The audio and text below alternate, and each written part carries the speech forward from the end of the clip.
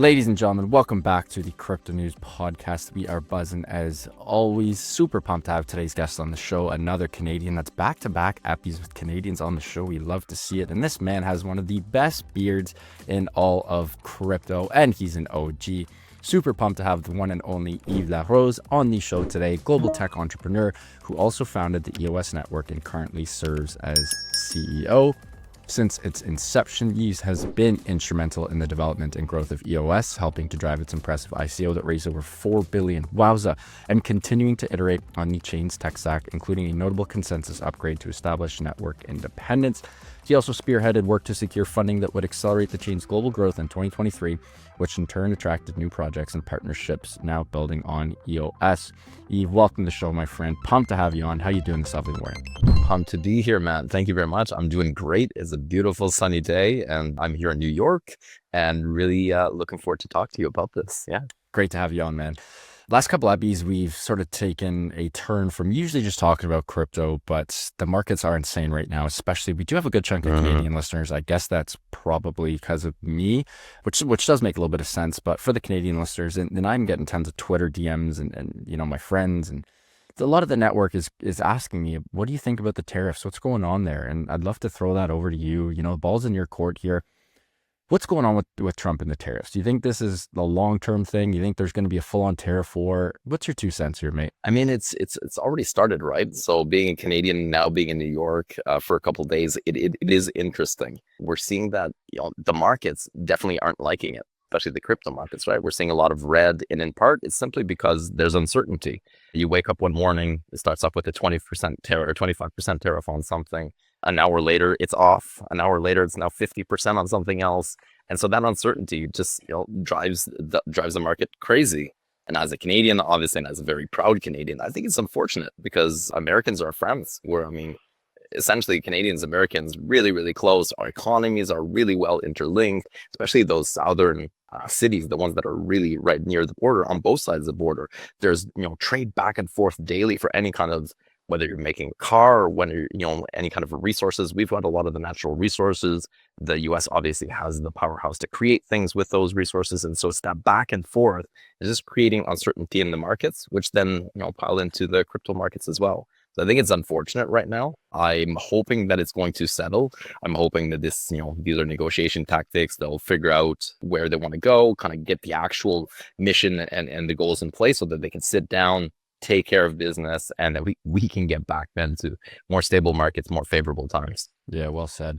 I part of me is like, is it just fugazi, and are these just negotiation tactics? But again, the one thing I really don't fully understand is like, I think we do have potentially the best sort of trade and just, I think we're the best neighbors in the whole world. I'm not like, you know, I know my geography. It's the largest trading relationship in the world. It's yeah, you know what, and it's around, I think, $2 billion per day that crosses over the border in terms of trade. So in terms of percentage of trading partners, we are by far the largest trading partners in the world. And so it's quite unfortunate that we fall here. And I guess there are talks now of annexation, talks of, you know, economic kind of strangling in order to be able to take over. It's too bad. Yeah. And one thing that I think gets underlooked is like, part of the reason why the US has become the most powerful country in the world is because of their geographic location, where they are. If someone wants to attack the US, not like in Europe where you have multiple countries bordering you for most of Europe, for Asia, it's like, it's similar to Australia. And even Australia, it's a lot closer from China or Russia to Australia than it is for those guys to come over, or Iran to the US. You literally got to fly halfway across the world. The US has 2 neighbors, us and Mexico. And to my knowledge, and I'm pretty sure this is, you know, not a secret by any means, we're a lot safer and we cause a lot less troubles than the Mexicans do. I love Mexico. I'm living in Mexico right now, but it's like they have the best neighbor in the whole world and the only thing that we do that to my knowledge isn't great is the whole fentanyl thing, where we're not more chill per se, but we're just not as hardo as they are with the bringing fentanyl into North America. And I get that's a problem. And I do hope that can be fixed, but it's like, if it weren't for us, and if we had a shitty relationship with the States, they would have to spend a hell of a lot more money on defense, locking up that border. There's parts of our border, Yves, like in Manitoba and Sask, where like you can literally just... the middle of nowhere. Bro, you can just walk right across. Yeah. Like, you know what I mean? I don't think there's many other countries in the world that have that, where you can literally just cross and no one gives a shit. So I really hope all that stuff can get figured out, you know? Yep. And I think for our industry, that stability, especially with the symbolism of when the Trump administration came in, the executive orders that they put in place, which largely are symbolic for some of them because nothing is in law, but just the general idea of relieving pressure on this industry and signaling that maybe better times are ahead, where more favorable or at least guidelines, frameworks, or more favorable regulations will be put in place. Talks are a little bit, lighter. There's less enforcement by action, compliance by enforcement, essentially. So we had kind of like sunny days ahead in terms of this is going to be a great 2025, and it's been a rocky start. Yeah, well said. Let's jump into EOS. You guys, and correct me if I'm wrong, but was that the biggest ICO in the history of ICOs with 4 billion? It was, yeah. So I at the time was a validator. So we helped launch the network. The company that raised the ICO is a different company. So they did the ICO, and after a few years, they kind of left. They stopped development and they stopped funding the network. They stopped kind of fulfilling the commitments and the promises they made. I was on the validator side. And 3.5 years approximately after the network launch, I left the validator side, and that's when I created the foundation. EOS was launched essentially without a centralized entity, without a foundation. And so after it was left somewhat in disarray of a couple of years of lack of funding, lack of support from that central entity that did do the ICO, that's when we got to work. Basically, the community leveraged the blockchain itself, the tools themselves, to be able to take over, create a foundation, start funding it, and really get back to work. So there was a period of 2.5 years or so after mainnet launch that were pretty difficult. And when the community took over, that's when things took a different turn. I love that. I mean, even just looking at the chart, and I don't want to get negative in any capacity, but back in, I want to say all-time high 2018, almost pretty close to this day. Leading up to the launch, yeah. Yeah, that you guys hit 2163, which is absolutely insane. Present day, it's sitting at 50 cents. I think it's got a lot of room to grow. You guys have an incredible tech stack, really good foundation, great team. What happened? Because again, when, internally, again, even at Crypto News, and we have a huge team of reporters, analysts, journalists, editors at Crypto News. Whenever someone comes on the pod, I always write in the group and say, hey, give me some questions.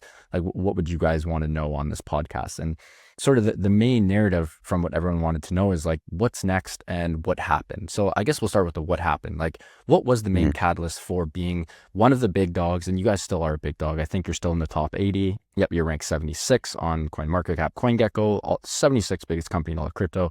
Still incredible. But what happened from being like up in that top 5 to present day being towards the 80 mark? Yeah, so essentially kind of what I just mentioned. So the company that ran the ICO made a lot of commitments and promises.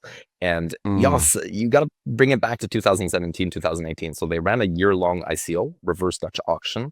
And so it was basically an ICO that ran for a full year. I forget the exact number of days, but pretty much a full year. And so it raised a lot of capital. And at that time, that 4.1 billion was by far more than anything anybody had ever raised. And still to this date is the largest raise ever. I think second place or so was around 150 million around that time. So it eclipsed everything. And we're talking about ICO summer 2017, leading up to that mainnet launch. And so there are a lot of promises that were made, a lot of commitments that were made by that company. In large part, the biggest one was that we're going to redeploy 1 billion back into the ecosystem.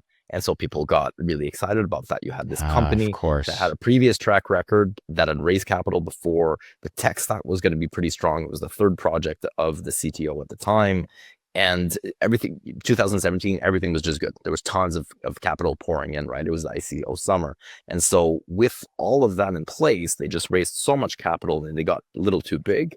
I can't really comment on what happened internally, but what we felt in the community side was that we were really abandoned.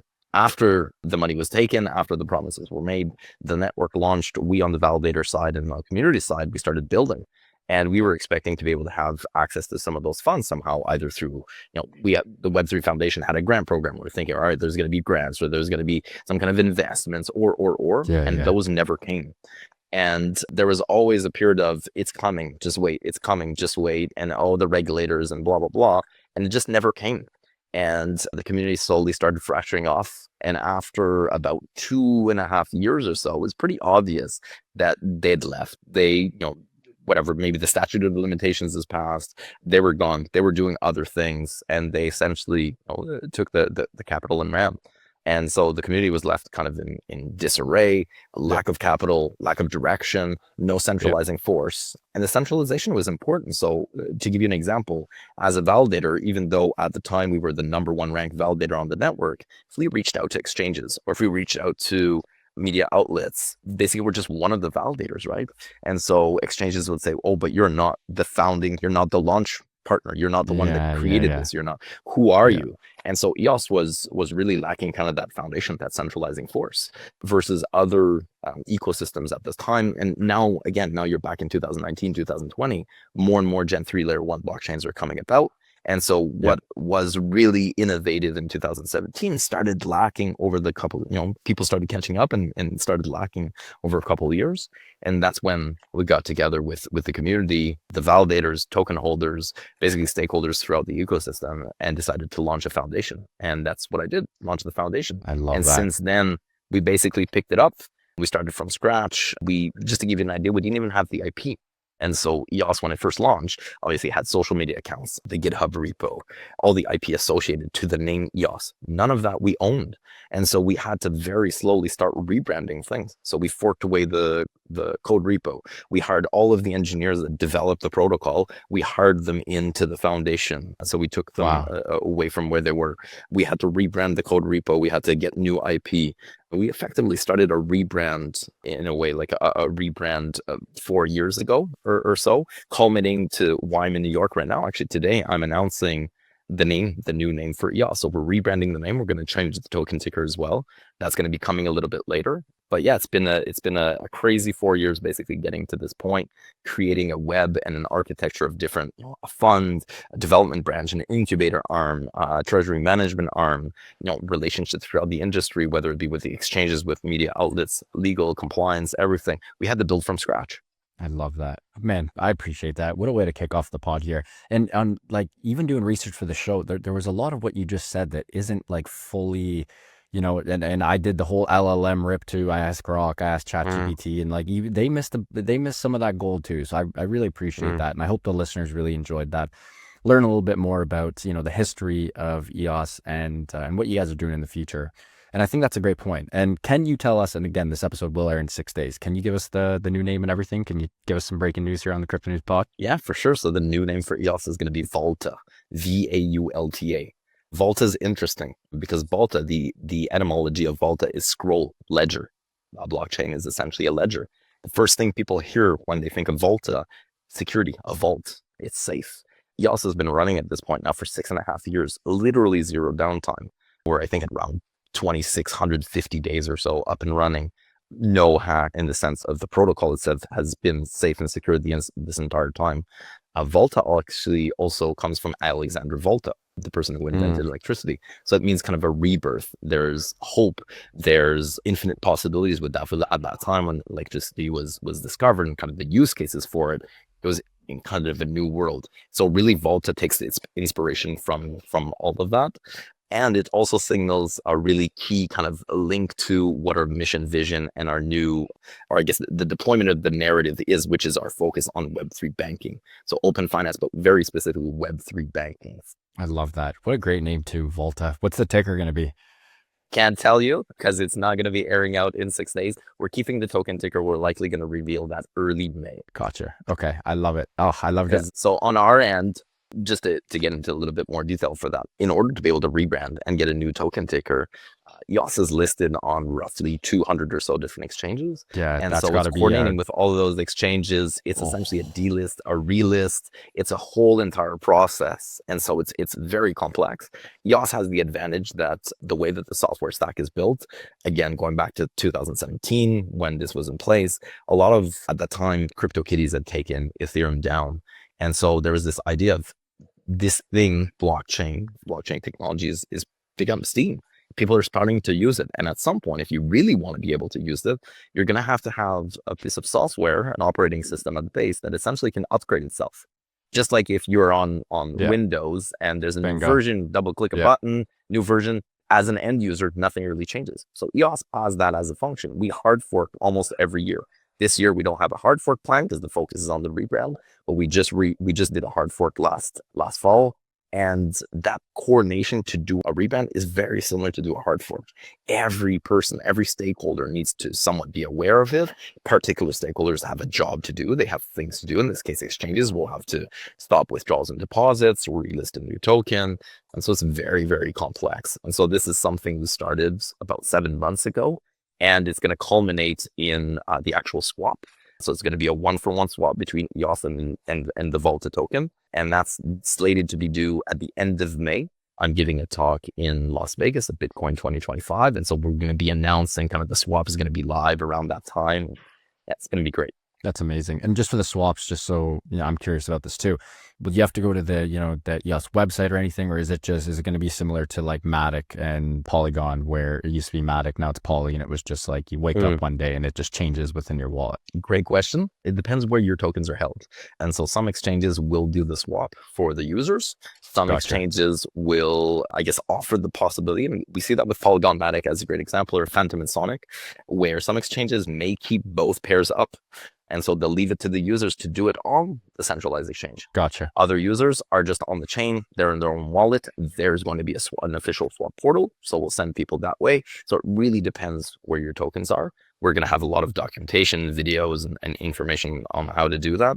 This is in part why it's taking so long, and it's such a complex effort to coordinate. I love that. Perfect time for the rebrand as well, with the current regulatory landscape and everything else. Absolutely love that. You guys are crushing it. Before we get into that and the future of finance and how Vaulta is ready to take advantage of that, got to give a quick shout out to our sponsor of the show, longtime friends of the Crypto News podcast, and of course, longtime friends of CryptoNews.com. That is PrimeXBT. We love the team at PrimeXBT as they offer a robust trading system for both beginners and professional traders. It doesn't matter if you're a rookie or a vet, you can easily design and customize your layouts and widgets to best fit your trading style. PrimeXBT is also running an exclusive promo for listeners of the Crypto News podcast. Use the promo code CryptoNews50, that's CryptoNews50, all one word, to receive 50% of your deposit credited to your trading account. Again, that is CryptoNews50, all one word, to receive 50% of your deposit credited to your trading account. Now back to the show with Yves. Mate, let's jump into the new era of finance, and we'll sort of also tie it into how Web3 is poised to dramatically disrupt finance. And again, this is perfect timing with you guys and with Vaulta, the whole rebrand. Rebrands in crypto, I think, are really, really powerful. When someone has, I don't want to say disdain, perhaps that's a bit of a harsh word, but when the community, the longtime community invested in something, it went down a little, it's like, this is just a great way to show, hey, we're changing things around. It's an easy way it's a very front of mind way for the community and just for the outsiders to be like, hey, these guys are serious about what they're doing. Because everyone in crypto says where they're going to promise this, they're going to promise that, they're going to promise, getting us to the moon. And there's nothing that happens. We're building this thing, it never happens. This is a great way to show, step one, we're not messing around. We are not effing around. We're serious about this. And I love that you guys are doing that. And I'd love if you could tie this into just sort of the next era of finance, the new era of finance, the regulatory landscape, and how you and the team at Vaulta are going to take advantage of this. Yeah, great question. So obviously with the regulatory landscape seemingly changing, and I say seemingly because it started last year in the US when the ETFs were approved, Bitcoin ETFs were approved back in January. We really saw the landscape change in terms of general stakeholders within the broader ecosystem. We saw a lot of the institutions come in. This had been long awaited, and we saw the impacts of that, the effects of that. But the effects and the impacts are much subtler as well and much deeper than this, because now the types of players that are in the industry are more mature. The type of capital that's in the industry is more mature, and the kind of products and solutions they're looking for are also different than what we had seen historically. And so we kind of saw a shift in, I'd say, in the last year and a half, 2 years or so, where a lot of teams, a lot of developers started working on Bitcoin scaling solutions. Previous to that, the majority of DeFi products were being built on, and the majority of the innovation was on Ethereum, for good reason. Ethereum is a great chain. It's got 100%. Really good standards. It's got tons of developers, obviously really good grants and different programs. Solana also came in and took a pie of that, but we saw a huge shift where it went back to Bitcoin. And that had not, from my perspective, I've been in this space since 2010 for quite some time. So I've seen a lot of cycles, and I've not seen something like this since the very beginning, where a lot of the innovation shifted away from Bitcoin for obvious reasons, technological barriers and other reasons, the block wars and blah, blah, blah during a period of time. And that shifted away towards Ethereum and eventually a little bit of Solana. And now we started seeing the pendulum switch back. So not only did institutions come in, bring in some capital, a little bit more maturity, is signaling as well to the broader industry and broader population that Bitcoin and crypto is legitimized, it kind of legitimized the industry, but that it's a legitimate asset. And so paired that with then a bunch of people starting to try to scale Bitcoin. Us, for example, we developed and we launched a Bitcoin scaling solution at the end of October last year, currently about $650-700 million of TVL, about 6,000 or so Bitcoin locked in it. And so we ourselves started seeing that shift. We started building towards that. And the reason why I bring it up, because it really ties into the rebrand. What we see now with the new administration in the US coming in, or at least signaling what they would do, is opening those doors to create more favorable regulations. Industry in general really doesn't like when things are uncertain and when things are not clear. And so there's a lack of clarity, lack of certainty, lack of frameworks, guidelines, lack of regulations. But even prior to having regulations in place, because it takes a long time to go through the legislative process, prior to getting those in place, you can still signal to the market that things should be better, that at least there's going to be less general enforcement. And we already started seeing that with the current Trump administration. And so you've got kind of the industry shifting a little bit, the pendulum back towards Bitcoin, unlocking or trying to unlock basically the asset that's in a way stock. If you have Bitcoin, you buy it, you hold it. Ideally, you don't sell it. You can't really do very much with it. Bitcoin's not really seen to be a smart contract platform. It's not really seen to, you can't really do much with your Bitcoin. But people started seeing over the years different use cases in DeFi, and they want to start applying that to Bitcoin. So those Bitcoin scaling solutions come out, more mature capital comes in, favorable, seemingly symbolic, direction from the Trump administration, which then the rest of the world takes kind of a guidepost of where the world is going to go. And so all this combined, that's why in part the rebrand for us was a really great timing to do this. We started the rebrand effectively 4 years ago, like I told you, because we needed to secure some of the IP, For sure. we needed to secure the code base, etc. But we always had in the back of our mind, at some point, we're going to have to change the name. And at some point, we're going to have to change the token to, not so much because of the history, but more so because it's not who we are. We didn't create EOS. We didn't launch EOS. So the vision, the original vision for EOS is not ours. And EOS has kind of lacked a vision for a period of time. And what we've been working on, the functions, features that we've been adding to the code base, the direction that we've been heading in, the investments that we had made in our portfolio companies, the products we have on chain, all of those really fit in that finance space. That's what it's made for. That's what it's built for. And so kind of realigning everything, closing that gap so there's a better alignment between the brand and who we actually are and where we're going. That's really the key driver for this rebrand. And in terms of timing, we really believe this is the right time. As I mentioned, because 100%. of all the different variables, it's like this is the time that there is kind of a mismatch between supply and demand for a long time, where in our case, the supply from a tech point of view is incredibly high, but there was no demand. And we're seeing now with the institutions coming with a lot of capital wanting to do things with their assets, whether it be collateralizing it or earning yield on it, now there's a demand for those products. And so that supply demand way more balanced, and we're just primed to be able to meet the market. Well said there. I'd love to get into a bit about the future of Bitcoin DeFi. Again, this is something that, we started the podcast back in 2021, 4 years later now, and there's still, I don't want to say no one has really figured it out. And I've had tons of incredible teams in the Bitcoin DeFi space, but it is true. No one has really found full on product market fit. Bitcoin is the biggest coin by a country mile. It's the biggest crypto by a country mile. And you said it, I want to say 8 minutes ago, Yves, where it's like, right now, it's still just a store of value. And if the institutions continue to rush in, if the world continues to print money, I do think there's going to be a world where Bitcoin is at a crazy, crazy high price.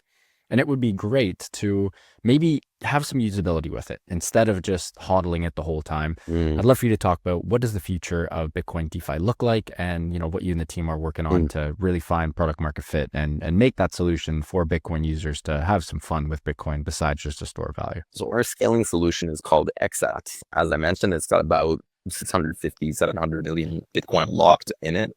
And essentially what we're trying to position ourselves as is that transport layer for Bitcoin. Bitcoin is king. Bitcoin is ultra safe. It's secure. It's that store of value, the default store of value. It's the first entry point for most people into this space. But as you mentioned, there's a lot of people now that want to do things with their assets, not just sit and haul on them and see them grow. That's great. That's awesome. But they also want to do things in the meantime. And that's what we're focused on. So with the Vaulta vision and the strategy that we're announcing, part of the rebrand, is we've got 4 different pillars. The first one being wealth management. So you talk about, for example, holding your Bitcoin. Obviously, you'd like to see it grow. But in the meantime, you might want to use it, or you might want to earn yield on it. You might want to take that yield and perhaps use that yield for something as well, right? And if it's stable yield, then you might even want to have products that give you access to the yield prior to you getting it, kind of like taking a loan out on an asset that may be favorable for tax implications. That first pillar that we're working on is wealth management. Think of having your Bitcoin right now. We do have a fridge and people are earning yield on their Bitcoin through basically staking. And so they earn yield in the XAT token. But what we're working on and what we have as a pilot project right now is to be able to offer extra yield on your Bitcoin. So just the wealth management side. So if you don't really want to do anything other than earn yield on it, we've got that staking solution, but then we also have something we're working on, which then leverages quants. So think of delta neutral trading strategies, where in the background, you could stake your Bitcoin, earn yield on it at the protocol level through our tokens, but then you could also have maybe an additional layer of delta neutral trading strategies that are earning yield on your Bitcoin. So that's just that yield portion, that wealth management portion. The second side of things now is the payment consumers. So now, okay, now you've got your yield or you've got your Bitcoin and it's generating some income. You don't want to touch it, but you might want to actually use some of that yield, sort of the restaurant, pay for biz, maybe you pay your rent at the end of the month because you're earning that much yield. And so now we've got the payment solutions component that we're working on as well, which should give you access. For example, think of where you have a credit card where maybe it's loaded up with USDC, USDT, and that USDC, USDT comes from the yield that you're generating from Bitcoin. So you can go at point of sale, actually spend the yield that you're getting. But the cool thing that we're trying to work out with regulations and kind of the licenses that we have access to is, what if you have a certain amount of Bitcoin or a certain amount of digital assets? You know what the yield is going to be because it's relatively stable. Let's just, for example, say you're going to earn $1,000 at the end of the year on your yield. What if I already know that, and so I give you access to $1,000 prior to the year end? You can go and spend it. You're now not spending an asset. You're not selling your asset. You're spending a loan. That's not a taxable event. And then if at the end of the year you didn't generate much yield, then it would take into your initial collateral. So collateralizing that asset. This is something that's quite normal in the regular finance world, but we don't really have in the crypto space. So again, with kind of going back to what's happening with industries coming in, more institutional partners coming in, the type of product that we're seeing that are standard in regular TradFi, we're trying to implement that some in the Web3 space, leveraging the Web3 technologies, but it's safer, more transparent, and more efficient. So that's that second bucket. It's that payment consumer kind of side of things. That third bucket is tokenization of assets. We're seeing the tokenization of assets, RWAs, is a huge thing. We're seeing more and more that people are tokenizing real estate, tokenizing land, whatever, gold, commodities, etc., carbon credit. And so opening a platform and a portal to be able to allow for that typically will be able to reduce marginal costs of doing trade, increase in efficiency, can increase profit margins for all stakeholders.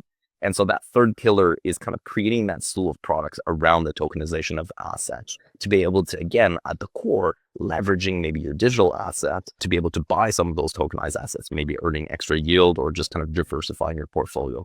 And that fourth pillar is insurance. And so we've got a big gap in the industry that we've seen over the years when we're helping support developers within this space.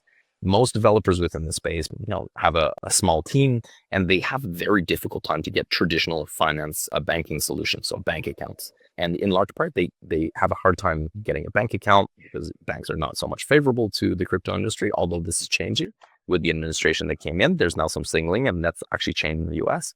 But you still typically can't get a bank account unless you have an insurance policy on your company. So the directors and officers insurance.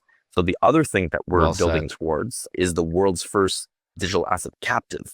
And so if you're working in this space and you've got an idea, you've got a company, and you can't get traditional finance services, it's very difficult to make payroll. It's very difficult to pay your bills and kind of live day to day. So you need that banking, but you can't get that banking unless you have the insurance. And so that traditional insurance is also a product that we're working towards offering. And all those four pillars combined form that base of our kind of Web3 banking vision and banking OS vision. Some of these products we will build in-house. Some of them already exist. Some of them are MVPs. And some of them will build the base so that others can come in and leverage off of kind of a white glove type of arrangement where we can build, for example, a product that works in a couple of jurisdictions because we've got licenses, but maybe a third party has a license in a different jurisdiction and they see an opportunity there and they can leverage the infrastructure and the functions we've built to be able to expand in that market. So we're trying to position ourselves kind of as the foundation, some of it eating our own dog food and others just leveraging so that others can go and create and build on top of it. I love that. Yves, what an episode, my friend. That was just had a blast there, and super proud and happy for you and the team. You guys are going to absolutely crush it, and can't wait to see the rebrand and everything as well. Before we let you go, can you please let our listeners know where they can find you personally and, of course, EOS and now Vaulta online and on socials? Sure. So Telegram, pretty easy, at Big Beard Samurai, all in one word. X as well, so Big Beard Samurai. Otherwise, currently it's EOS Network Foundation in terms of the website and in terms of socials. That's going to change, obviously, with the rebrand, and that's going to change towards Vaulta. But for now, EOS Network Foundation, Big Beard Samurai. Folks, what an episode with Yves La Rose, CEO of EOS Network and soon to be Vaulta. What an episode. We touched a little bit of everything. The history of EOS, the future of EOS, which is now Vaulta, of course, the rebrand to Vaulta, scaling Bitcoin, the future of finance, and all of the incredible things that they are building, including the four pillars: wealth management, consumer payments, portfolio management, and insurance. Some crazy stuff whipping up on the back end. Can't wait to see this come to fruition. Huge shout out to Yves and the team for making this happen. If you guys enjoyed this one, and I hope you did, please do subscribe. It would mean the world to my team, and I speak to the team. Love you guys. Thank you so much for everything. And back to the listeners, keep on growing those bags and keep on staying healthy, wealthy, and happy. Love you guys, and we'll see you on the next one. Ciao.